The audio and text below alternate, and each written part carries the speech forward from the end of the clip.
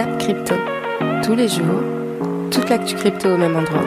Et pour me soutenir, abonne-toi et active la cloche pour ne pas manquer le prochain Zap Crypto.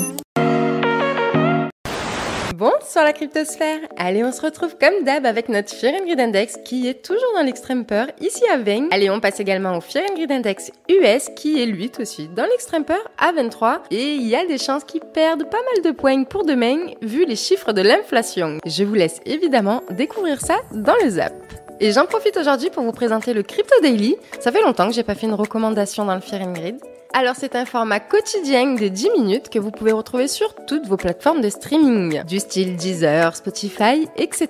Il n'y a pas encore de format YouTube, mais qui sait, peut-être que dans quelques temps je pourrai l'intégrer dans Zap Crypto. Et ce qui est cool, c'est que vous pouvez découvrir son fondateur dans l'émission de Agathe, Le Monde ou Rien, une émission que je vous recommande vivement, un format très intéressant, autant pour les investisseurs que pour les curieux du Web3. Allez, je vous laisse à votre zap, je vous souhaite une excellente vidéo ainsi qu'une excellente soirée, c'était Zap Crypto. Est-ce que vous vous rappelez de ces deux-là, les deux connards qui avaient escroqué pas mal de Bored Ape, deux petits parisiens, et bah ça y est, ils sont en prison, pas encore, en tout cas ils sont devant le tribunal. Je vous rappelle les faits, d'ailleurs j'avais fait une vidéo dessus je crois, où j'en parlais, bref, vous pourrez les voir sur la chaîne, mais en gros ils ont escroqué des possesseurs de Bored Ape pour plus de 2,5 millions de dollars, ça concerne 7 personnes dont des adultes également, c'est le compte Twitter de ZachXBT qui avait permis d'identifier en fait ces voleurs-là, et du coup donc ils sont en train d'être jugés, donc du coup, chèque. Self-bar, il faut savoir que c'est un truc que je trouve vraiment top, c'est qu'on peut s'acheter des bières en crypto et en plus à la goutte près. Donc je te laisse nous faire un petit pitch parce que c'est toi qui sais le mieux le faire. Ouais. Alors en fait, tu as une petite carte comme ça qui fonctionne, tu as la carte Self-bar, on voit bien. Là-dedans, en fait, il y a de la blockchain et surtout, il y a de l'argent que tu peux charger. Donc, tu as plusieurs façons de charger ta carte. Soit tu connais rien du tout au web, tu n'as pas de smartphone, tu vas donner ton billet au bar et puis il va te charger la carte avec un boîtier. Sinon, tu as l'application Self-bar et tu peux charger depuis Google Pay, Apple Pay, PayPal ou via MetaMask. Et donc, si tu as des cryptos dans ton MetaMask, tu peux les transférer et charger ta carte. Ou bien tu as acheté du S-Bar, qui est en fait le bon d'achat digital qui fonctionne sur la machine. Une fois que ta carte est chargée, tu vas pouvoir la poser en fait directement sur le lecteur de carte et qui est connecté directement à la pompe. Et tu peux te servir pas que de la bière, n'importe quelle boisson. Aujourd'hui, Self-Bar fonctionne aussi avec du vin, donc ça va plaire à Sarah, mais aussi avec de l'eau, avec des jus de fruits, des softs, des boissons gazeuses. On sait à peu près faire tout type de boissons fraîches. La vérité, c'est que je suis pas sûre qu'il y ait beaucoup de gens qui viennent découvrir. Enfin, il y a beaucoup plus de gens qui arrivent en bull market qu'en bear market, déjà. Moi, je vois beaucoup moins de gens qui s'intéressent à Bitcoin maintenant qu'il y a un an, par exemple. Parce qu'il y a un an, c'était facile, tout le monde t'en parlait, t'avais l'impression que tu pouvais te faire de l'argent. Donc voilà. Mais aujourd'hui, il y a quand même un truc qui est cool, c'est que t'as beaucoup de contenu pour t'informer. Tu vois, t'as beaucoup de vidéos, t'as beaucoup de bouquins, t'as beaucoup d'articles. Et donc, c'est devenu beaucoup plus facile pour faire tes recherches et pour apprendre les fondamentaux. Ce qui était moins le cas avant. Mais et sur le contexte macroéconomique, je suis d'accord avec toi. J'ai pas de... Non, mais voilà, j'ai pas de baguette magique, j'ai pas de solution miracle, mais là-dessus, c'est... Enfin, j'ai envie de dire, quand t'es un particulier, t'as pas de solution vis-à-vis de ça, à part essayer de diversifier un peu ton épargne pour pas mettre tous tes œufs dans le même panier. Et donc, tu vas investir dans Bitcoin, ça arrive assez logiquement dans une logique de diversification. Mais... je suis d'accord, c'est déprimant. Hein. Y a pas de, Est-ce que tu partages le constat que découvrir Bitcoin aujourd'hui ou s'y mettre aujourd'hui, c'est plutôt une bonne chose. Enfin, tu vois, tu te mets dans la bonne direction quand même si tu te mets à acheter du Bitcoin aujourd'hui. Ah oui, clairement. Mais bien sûr, mais ça, j'ai envie de dire, quel que soit le moment, c'est une bonne chose d'aller découvrir un truc aussi important que Bitcoin. Ouais, mais là, quand tu l'as acheté à 65 000 et qu'il est à 18, tu as le doute qui remonte, quoi, tu vois. Ouais, mais quand ça fait 6 mois que t'es dedans et où tu dis, c'est le futur, mais le futur, il coûte cher quand même. C'est vrai. Et pourtant, alors, moi, je conseille pas d'acheter d'un coup. Tu vois, c'est aussi ça, je pense, l'erreur que font beaucoup de gens qui arrivent, c'est de se dire, moi, je vais mettre, je sais que j'ai envie de mettre, je sais pas, 2000 € dans Bitcoin, je vais les mettre, boum, maintenant. Bon, ça, effectivement, c'est une mauvaise idée, et si t'as fait ça, tu peux t'en mordre les doigts aujourd'hui. Mais la bonne technique, c'est le DCA, c'est de se dire, j'investis un peu tous les mois. Mais surtout, je pense qu'il faut faut pas s'intéresser à Bitcoin pour l'argent. En fait, je sais que beaucoup de gens arrivent par la porte économique et financière, mais je pense sincèrement qu'il faut d'abord arriver par les aspects changement de société, changement politique, rupture économique, rupture monétaire, qui sont, je pense, beaucoup plus intéressants et qui permettent de bien comprendre le sujet avant ensuite éventuellement d'acheter. Du côté de Binance, la Binance Smart Chain se met à jour suite à l'attaque massive de la semaine dernière. En effet, je vous rappelle que la semaine dernière, on a eu un bridge de la BNB Smart Chain qui avait été attaqué et le hacker a été parvenu à dérober environ 500 millions de dollars, dont 400 millions ont pu être gelés avant que l'attaquant n'ait pu transférer les fonds. Et donc, afin d'éviter que d'autres attaques de ce type se réitèrent dans l'avenir, les équipes de développeurs effectuent aujourd'hui une mise à jour d'urgence accompagnée d'un hard fork, et je précise que les dépôts et les retraits sur la BNB Chain sont suspendus jusqu'à ce que le processus soit terminé. Parlons maintenant de Crypto.com. Crypto.com, ils arrivent en France. Ils vont faire de la France le siège européen et de Paris, ça va être le siège européen de Crypto.com. Ils ont eu l'enregistrement Paysan il y a pas longtemps. Et maintenant, ils vont avoir aussi 150 millions d'euros à investir en France. Donc Binance avait fait pareil en annonçant, je pense, 100 millions d'investissements. Crypto.com fait pareil, il y a 50 millions qui vont aller sur le fonds pour les startups françaises et 100 millions pour recruter les gens, faire de la publicité ou beaucoup d'autres choses en tout cas. Crypto.com arrive massivement en France, tant mieux. Je pense que honnêtement, s'il n'y avait pas eu le Brexit, ça aurait été Londres qui aurait été le siège européen, mais on constate maintenant de plus en plus de sociétés qui post-Brexit qui arrivent et qui décident de s'implanter en France pour être le siège européen, donc tant mieux. Tant mieux pour cela. Donc là, j'ai aussi l'article de Capital qui détaille un peu plus tout ça. Ils ont eu une interview et c'est là où on voit que les 50 millions viennent du fonds. 50 millions pour les startups, ça vient du fonds global pour les startups de Crypto.com qui est de 500 millions de dollars et 10% seront alloués aux startups françaises. Que tu as un conseil à donner à un entrepreneur, une entrepreneuse qui se lance dans le Web3 ? Si oui, lequel ou lesquels ? Moi, je lui dirais forcément d'être très curieux. Une fois de plus, on est encore aux prémices de cette nouvelle vague de technologie. Donc pour moi, il faut être curieux, il faut être passionné. Ce qui est très important aussi pour moi, c'est de se créer un réseau. Donc participer à un maximum d'événements. Aller au Club Métaverse. Aller au Club Métaverse, regarder VagueMe. Mais pour moi, c'est vraiment très important de se créer un réseau, d'être curieux et puis avoir une touche d'audace. Pour moi, c'est la petite cerise. Et sinon, donc on a un peu de régulation, toujours en fait. Là, ils attaquent dans tous les sens. Je trouve incroyable sa tête. C'est pour ça que je vous ai mis là. Je vous ai mis. Donc ça, c'est le directeur de la CFTC qui nous dit que les cryptos. Les cryptos vont en prendre plein. En fait, ils s'attaquent. Concrètement, il nous dit qu'ils vont s'attaquer aux cryptos. Merci, on l'avait déjà vu. Et que on a aussi. Et donc là, vous savez, il y a, aux US, il y a la SEC, la CFTC, les deux gendarmes de la bourse, et il y a le Trésor qui s'était attaqué à Tornado Cash. Et là, ils viennent d'infliger quand même 29 millions à Bittrex, donc qui est une bourse d'échange, une des premières, qui est plus l'une des principales, mais qui était là au tout début, et justement pour avoir violé de 2014 à 2017 les obligations de check AML, donc anti-money laundering, qui est ils doivent regarder d'où viennent les fonds, ce qui est logique. Vous me direz oui, c'est logique, mais à l'époque ils le faisaient pas, et ils ont pris cher. Mais il y en a plein comme BitMEX, tout cela, ils sont tombés. Binance a réagi très très très vite, parce qu'au début on pouvait l'utiliser sans KYC, et voilà, je pense qu'ils ont bien fait.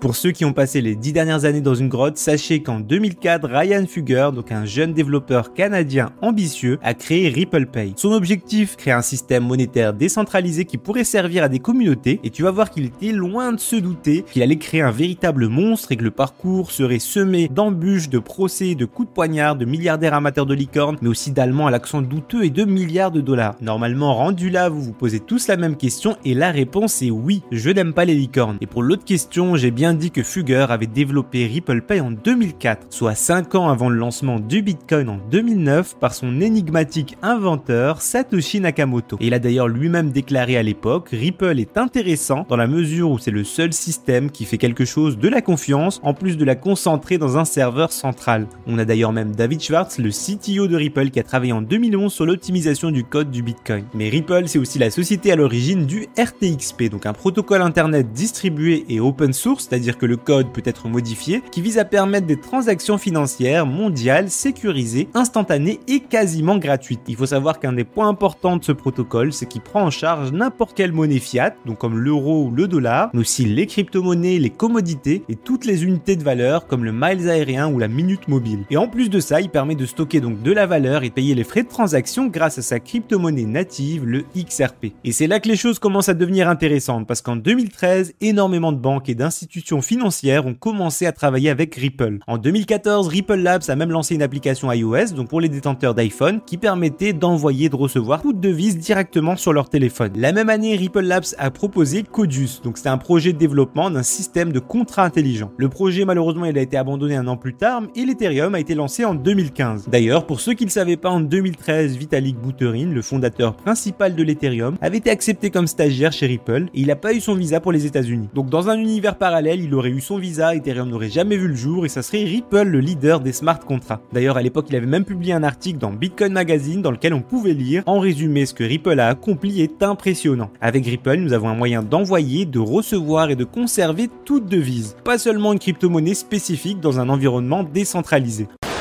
XRP qui commence aussi à parler de sa petite société là. Ouais, eux aussi ont signé de gros partenariats en Europe, ouais.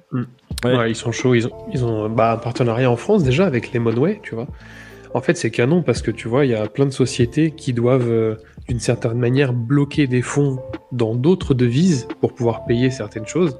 Et là, en fait, avec XRP, ça permet de garder leurs fonds et dès qu'ils ont besoin de fonds pour payer des choses dans d'autres pays, ils passeraient par XRP et XRP s'occuperait de la conversion. Lemonway, c'est français du coup. Donc, et ça va leur permettre effectivement de mettre en place le service ODL et qui permettra effectivement que les liquidités puissent être transférées aussi vite et qu'il n'y ait pas de problème justement entre la réception et l'envoi, quoi. Donc non, c'est plutôt cool. On voit aussi qu'ils ont développé ça en Amérique latine grâce à une collaboration avec Travelex Bank. Donc XRP continue son petit bonhomme de chemin. J'ai l'impression que ça fait beaucoup de good news pour eux.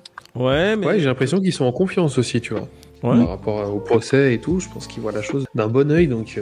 On va voir mettons le procès de côté parce que ça après c'est très clivant. Le procès est toujours en cours et on n'aura pas l'issue du procès, même si il y en a beaucoup qui pensent que c'est sur la bonne voie. Tout peut encore arriver. On a le Portugal qui fait volte-face et décide de taxer finalement les plus-values en crypto-monnaie. On le sait que par le passé, tu pouvais aller au Portugal et tes plus-values en crypto n'étaient aucunement taxées. Eh bien, là, maintenant, ils envisagent très sérieusement de taxer comme les autres pays autour, mais il y a certaines particularités avec cette nouvelle règle, comme les gains que tu as fait plus d'un an ne seraient pas taxables. Donc, je n'ai pas touché à mon portefeuille et un an plus tard, tous les gains que j'ai faits, au final, ne seraient pas taxés. Reste à savoir si c'est vraiment ça qui va arriver, mais c'est plus ou moins une mauvaise ou une bonne nouvelle. Évidemment, c'était pour arriver un jour, on le sait, la taxation fait partie des choses normales des gouvernements. On ne peut pas le combattre, malheureusement. La seule chose qui nous intéresse aujourd'hui, c'est les chiffres du CPI de l'inflation aux États-Unis. Alors, pour la petite histoire, il y a également les chiffres de l'inflation en Allemagne qui sont attendus à 10% ce matin. Mais ça, tout le monde s'en fout parce qu'on sait déjà qu'en Europe, on est en récession, donc on n'a plus grand-chose à attendre.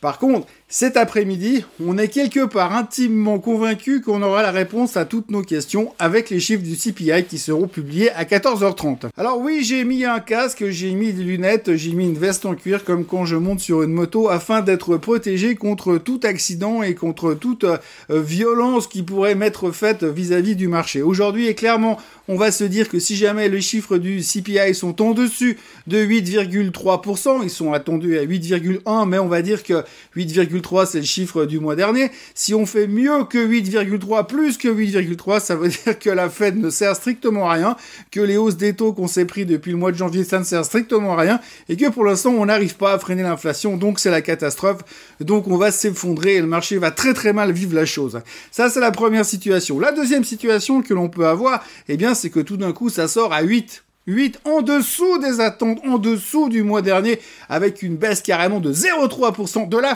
folie.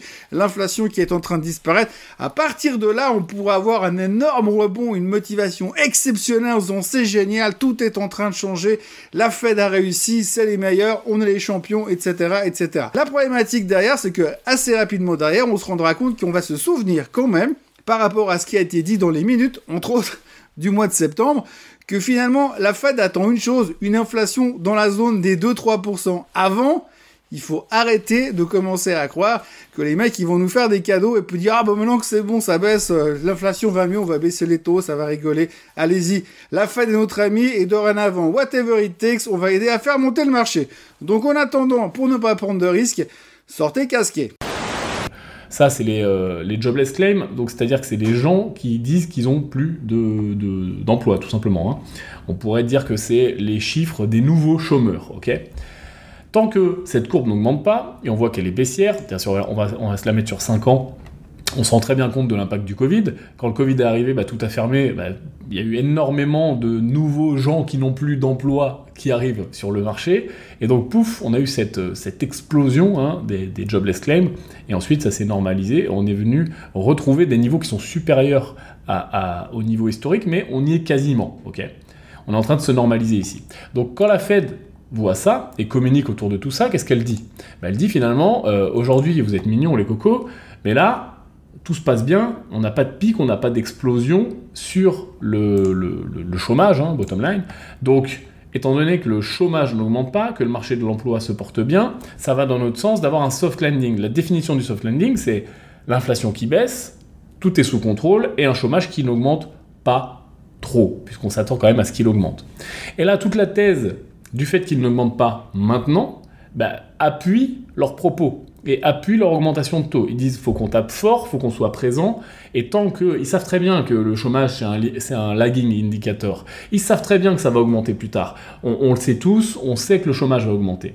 Sauf que ça met du temps. C'est toujours pareil, parce que faut le temps que ça se diffuse dans l'économie. Il faut quand même comprendre que on augmente les taux, on rend l'accès à l'argent plus difficile, les entreprises empruntent moins, l'économie ralentit, on a de l'inflation, la demande baisse, et les entreprises vont commencer à avoir un petit peu de mal, on va commencer à embaucher moins d'abord, et puis après on va commencer à virer des gens, mais étant donné que le marché de l'emploi est quand même tendu post-Covid, ces gens-là retrouvent facilement du boulot, donc le temps que tout ça se normalise, et puis que vraiment dans les chiffres, on a de plus en plus de gens qui n'ont pas d'emploi sur un temps un petit peu plus long, et que tout ça se maintienne, etc., il se passe du temps.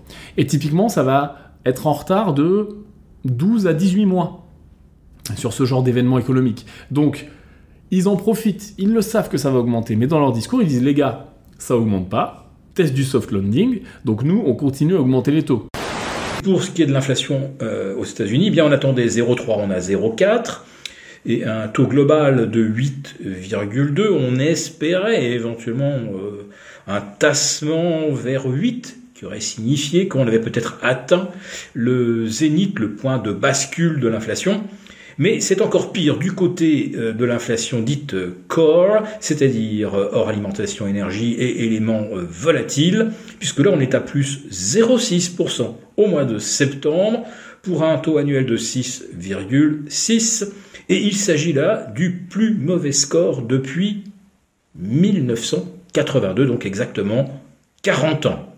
Alors ce qui est incroyable, si vous voulez, c'est qu'on a mis finalement 40 ans pour passer de 6,6 à une inflation maîtrisée à 2, voire un petit peu moins, et on aura mis moins d'1 an et 4 mois, puisque je l'ai expliqué à de nombreuses reprises, l'inflation a échappé au contrôle des banques centrales autour du mois de mai-juin 2021, donc en 14 mois, on a effacé finalement les gains de 40 ans qui ont précédé.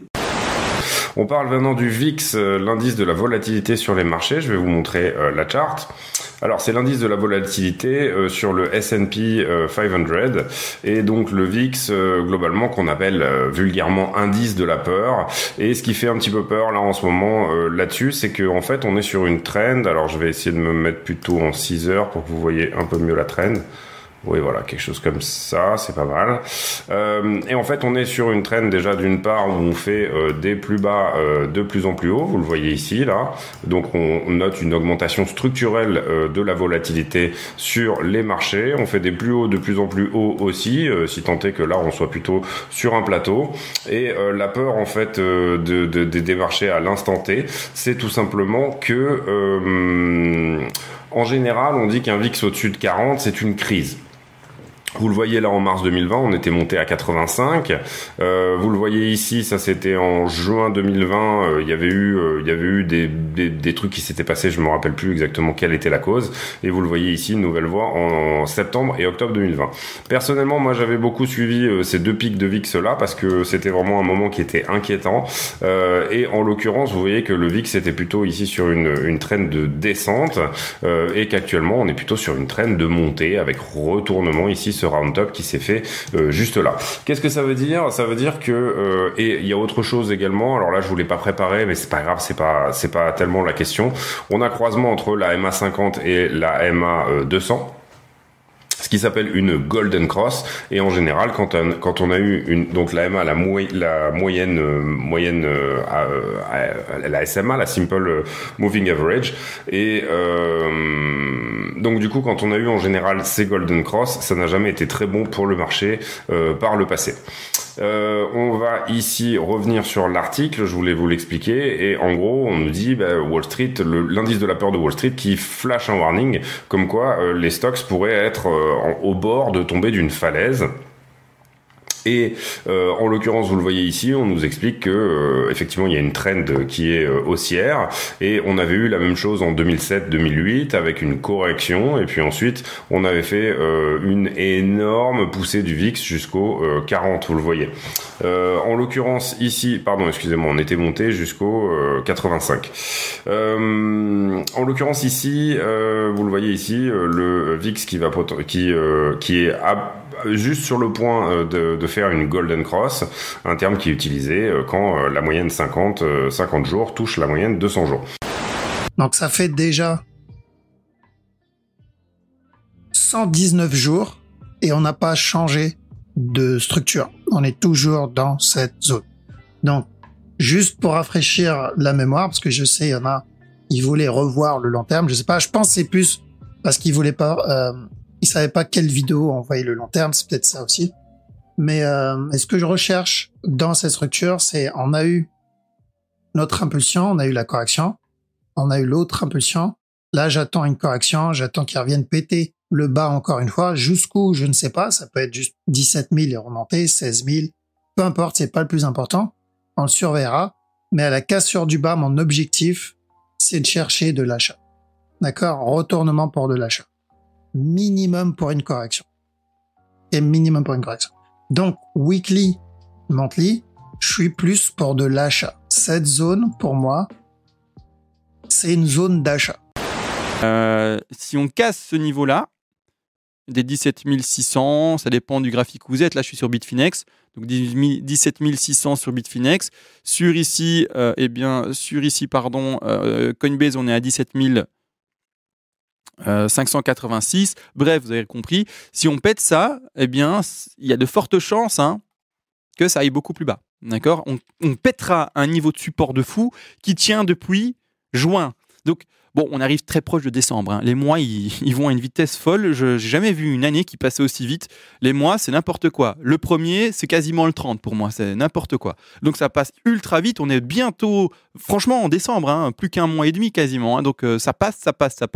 Donc, voilà, let's go. Et c'est-à-dire que si on pète un niveau qui aura tenu quasiment 6 mois, il y a de fortes chances que la réaction baissière soit forte.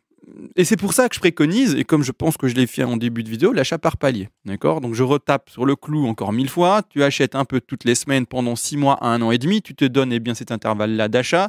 Donc c'est-à-dire que ton capital, par exemple, de $5 000, 5 000 euros d'investissement, tu le partages en X semaines. Et tu te dis, pendant 1 an, je vais, par exemple, investir mes 5 000 euros. Et donc c'est-à-dire que mes 5 000 euros, je les divise en 52. Et toutes les semaines, je vais mettre une petite partie de ces 5 000 pendant les 52 semaines à venir. Et de cette manière-là, tu auras acheté le bottom. C'est con, mais c'est comme ça que tu vas acheter le bottom. Parce que si le bottom, c'est maintenant, d'accord ? Si le bottom, c'est ça, d'accord ? Et qu'en fait, à un moment, ça va pumper. Eh bien, en achetant un peu toutes les semaines, tu achèteras le bottom. Par contre, si le bottom, c'est pas maintenant, tu achètes quand même toutes les semaines, tu n'achètes pas le bottom en ce moment. Mais au moment où, en fait, ça va faire quoi ? Là-bas en dessous, d'accord ? 12 000, j'ai mis au hasard. Tu achèteras également cette chute-là, et puis le bottom, si le bottom est à 12 000, et puis après la hausse. Tu auras compris ? C'est ça qu'il faut faire. C'est pas autre chose. Arrête de nouveau croire de nouveau aux licornes, aux papillons, aux cacaproutes qui sentent la rose. Ça n'existe pas. comme vous le voyez ici, on n'a pas de grosse chute de l'open test. Moi, je m'attendais à ce que voilà, cette chute-là provoque une grosse baisse de l'open test, ce qui est arrivé un temps. Mais on est vite remonté, donc il y a beaucoup de positions qui s'ouvrent. Et donc là, pour moi, très clairement, on le voit, il y a vraiment beaucoup de positions qui s'ouvrent. Pour moi, là, très clairement, il y a des gens qui sont en mode, c'est le bottom, je all-in, ou alors je short. Là, avec la compression qu'on a ici, qui dure depuis maintenant un petit moment, je veux dire, depuis mi-septembre, fin septembre, on a quand même pas mal de compression. On est quand même sur les mêmes niveaux que fin d'été. Donc, quand je vois un niveau qui est déjà retesté bien souvent ici, qu'on est encore en train de congestionner dessus, c'est vrai que j'ai quand même vachement tendance à dire qu'en termes de price action, je vois bien le truc tomber.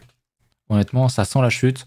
Par expérience, en plus de ça, j'ai déjà dit, le funding est globalement plat, donc il n'y a pas grand chose à en tirer. Et on a une grosse pression à l'achat sur les FUT qui sont réputés singesques. Donc c'est un petit peu les singes qui mettent du volume, qui mettent du levier, qui disent ok, c'est le bottom, j'y vais en x50, je vais devenir riche. Alors que sur le spot, ça suit pas en fait. On sait, attention, que c'est bien aujourd'hui les futurs qui drive le market, mais si tu vois une grosse pression à l'achat, alors que le cours tombe, c'est pas forcément quelque chose de très très optimiste à voir. On voit on a fait un léger plus haut entre ici et ici, alors que le cours est largement plus bas que le point ici. Ça, franchement, c'est un énorme FOMO. On voit que sur le spot, ça se calme en fait, c'est très calme, ça suit globalement le cours, donc il y a rien à dire là-dessus. Et quand je vois les FUT, c'est pas très bon. Honnêtement, ça a quand même pas mal acheté les derniers jours. Donc il y a une grosse pression à l'achat sur les futurs. Notre ami Plan B qui nous dit que 50% des bitcoins sont en perte, tout simplement. Lorsqu'on a une pastille bleue, je vais appuyer dessus, le blanc qui éclate les yeux. Lorsqu'on a une pastille bleu foncé comme ça, c'est 50% des holders de bitcoin qui sont en perte. Et ça a été des signes de bottom. Donc espérons que ce soit ça, que le bottom soit maintenant ou pas très loin, tu vois. Maintenant, de la même façon, on va regarder ce qui se passe sur l'Ethereum. Donc l'Ethereum pour moi, j'avais fait une analyse la dernière fois. Et du coup, en daily, pareil, on avait un range avec un pattern qui a aussi été cassé par le bas. Vous voyez ce biseau ascendant, on l'avait cassé à la baisse, c'était confirmé par la cassure également par la Shekuspan, et vous voyez qu'ici on est rejeté sur la Tenkan, la Kijun, on est en dessous du nuage, bref, il n'y a rien ici pour moi de bullish pour l'instant. Meta, anciennement groupe Facebook, s'associe à Microsoft pour faire avancer ses objectifs de métaverse. Excellente nouvelle pour Meta, décidément ça fait 2 bonnes nouvelles en une semaine. Bravo à eux. En général, ils cumulent du coup les galères. Et donc là, le 11 octobre dernier, Meta a annoncé un partenariat avec Microsoft pour offrir des expériences immersives aux utilisateurs dans une variété de domaines, y compris donc l'avenir du travail et des jeux. Et du coup, en fait, vraiment tout ce qui est métaverse. Après, sachant que eux, ils sont plus métaverse, réalité augmentée, réalité virtuelle, avec notamment les appareils comme le MetaQuest. Du coup, un allié de poids pour eux, donc bravo. Quatrième point qui ressortait le plus, c'était que vous assimiliez immédiatement les NFT à l'argent. Pour comprendre en quoi les NFT représentent bien plus que ça, il faut voir tout ce que vous débloquez et tout ce que vous achetez dans un jeu comme un bien. Quand vous achetez une carte Pokémon dans le monde physique, c'est un bien qui vous appartient et vous avez le droit de l'échanger, de le prêter, de le vendre, et ce serait même choquant et anormal qu'on vous interdise tout ça, pas vrai? Et c'est pourtant ce qui se passe avec tous les biens que vous achetez dans les jeux vidéo, à la seule différence qu'ils sont numériques. Mais quand vous achetez une carte sur Hearthstone ou un skin sur League of Legends, par exemple, c'est comme si vous achetiez une carte Pokémon ou n'importe quel autre bien physique qu'on vous interdit d'échanger, de prêter ou de vendre. Et même sans parler de revente ou quoi que ce soit, moi l'aspect qui me touche le plus en tant que joueur, c'est ce que j'appelle l'héritage. Et ça c'est quelque chose qui va, je pense, probablement plus parler à ceux d'entre vous qui sont nés avant les années 2000. Aujourd'hui, même si on n'y joue plus, on est tous heureux de conserver nos vieilles cartes Pokémon, nos cartouches Nintendo 64, les goodies de notre licence préférée, etc. Tout ça c'est ce qui définit notre histoire de joueur. On a des souvenirs et des anecdotes associés à chacun de ces biens vidéoludiques qu'on a précieusement gardés. Mais aujourd'hui, la majeure partie de notre histoire s'écrit de façon dématérialisée. Tous les biens qu'on achète dans un jeu, tous les biens qu'on débloque dans un jeu, que ce soit de l'équipement, des skins, des trophées d'accomplissement, bref, tout ce qui témoigne du temps et de l'argent qu'on a investi dans un jeu. Et tout ça part en fumée petit à petit, parce qu'à chaque fois qu'un studio coupe les serveurs d'un jeu, c'est tout notre historique sur ce jeu qui disparaît à jamais. Alors qu'avec la blockchain, toute notre histoire de joueur est stockée et conservée quoi qu'il arrive, et ce de façon permanente. Et tout comme aujourd'hui on se replonge parfois ou même qu'on expose nos biens vidéoludiques physiques, demain on pourra faire la même chose avec nos biens vidéoludiques numériques, puisque c'est ce qui définit notre identité de joueur. Et votre petit-fils comprendra à quel point vous étiez un crack sur LoL quand il verra toute votre collection de Bad Challenger. Alors, ce zap t'a plu? Dis-moi en commentaire quelle est l'actu qui t'a le plus intéressé. Et si tu as manqué les actus d'hier, retrouve juste ici le Zap Crypto de la veille.